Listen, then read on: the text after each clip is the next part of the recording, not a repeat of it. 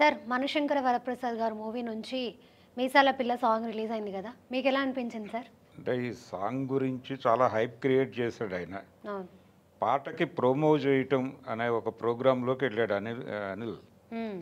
ఇది జనాలు విపరీతమైనటువంటి ఎక్స్‌పెక్టేషన్స్ పెంచేసింది ఇది.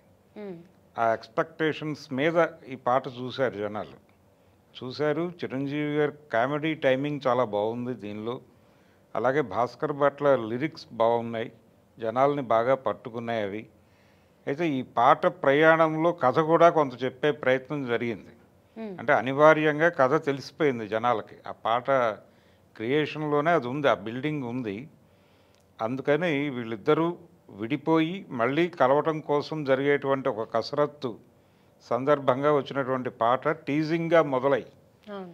టీజింగ్‌తో మొదలై సబ్మిసివ్‌గా మారి నెమ్మదిగా ప్లీజింగ్ మూడ్‌లో వెళ్ళేటువంటి పాట. అవును. ఈ 3 మూడ్స్‌ని చిరంజీవి చాలా బాగా పెర్ఫార్మ్ చేశాడు.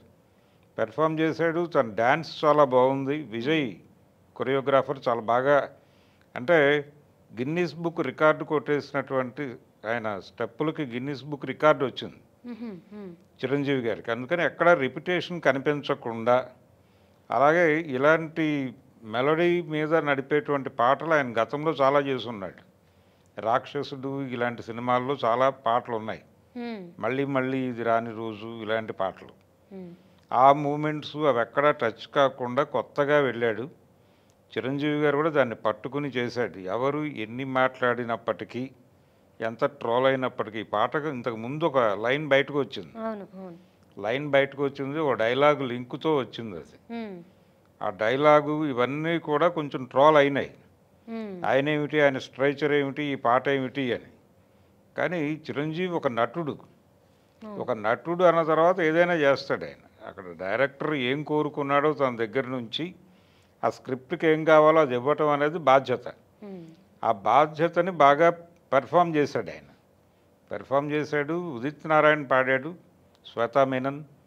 అయితే ఉదిత్ నారాయణ చాలా సక్సెస్ఫుల్ ట్రాక్ వీళ్ళది. కైకలూరు కన్నె పిల్ల అని ఒక పాట ఇప్పటికీ అవును. వింటూ ఉంటారు జనాలు. హ్మ్.